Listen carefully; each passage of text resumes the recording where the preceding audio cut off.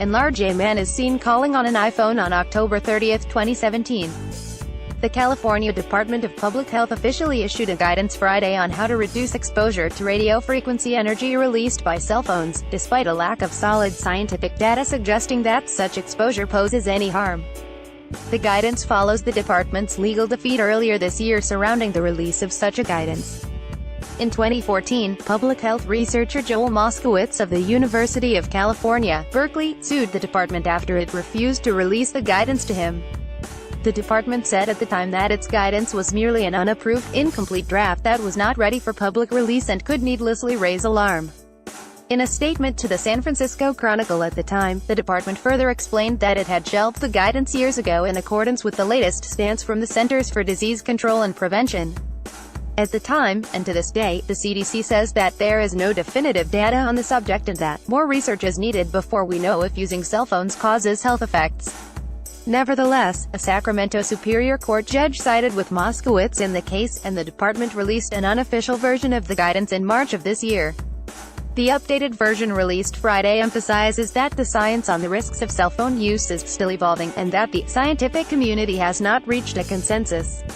Still, for those concerned, the guidance suggests doing a few simple things, such as using headphones or the speakerphone setting instead of holding your phone to your ear use.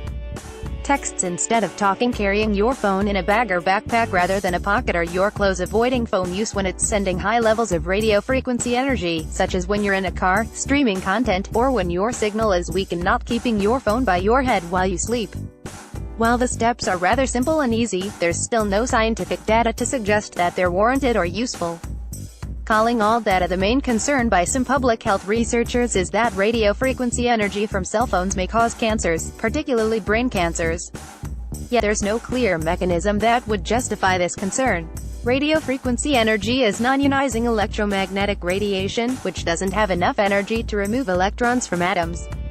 It is not known to damage DNA or cause cancerous mutations. Its only clear potential harm is causing heat, which could lead to burns. That said, most people would notice if their phone was burning their head. Still, some researchers are convinced that the radiation may pose a cancer risk.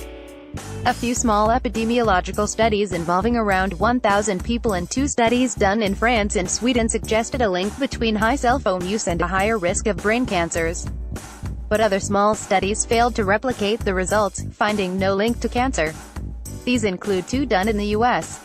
Additionally, 3 larger epidemiological studies, involving tens of thousands of cell phone users across 13 countries, found no link between use and cancers. While many researchers see the issue as largely settled, researchers at the National Toxicology Program (NTP) blew up the phone cancer issue again last year. As ARS reported at the time, researchers led by John Bucher released partial results from a multi-year, $25 million rodent study backed by the U.S. government. The authors claimed that their unpublished, non-peer-reviewed rat data suggested a link between cell phone radiation and the development of 2 types of cancer: brain cancer and a type of cancer in the heart. But also, as we reported, the study was riddled with red flags. The rats were exposed to extreme levels of radiation over their whole bodies, not just their heads where a phone might be held. The exposure also lasted 9 hours every day for 2 years straight. Yet those heavily dosed rats somehow lived longer than control rats, which were not exposed to radiation. Not only did the healthy control rats die earlier, they also had an unusually low rate of tumors for their kind of rat, Sprague Dawley rats. Usually, cancer shows up in 1 to 2% of these rats naturally, but the rate can be as high as 8%. Yet none of the dozens of control rats developed tumors before dying early in the study. If just one of the control rats had developed a tumor, it would have wiped out the statistically significant link between phone radiation exposure and tumor development. And, finally, that link was only found in male rats in the study. The female rats inexplicably did not display an increased rate of cancer development over controls. The researchers' rat data was only part of the study. They did similar studies on mice but have not released that data yet. They said that they will release their full data for peer review by early 2018. In a press call, Bucher told reporters that, in terms of human health, the study may have relevance, it may have no relevance.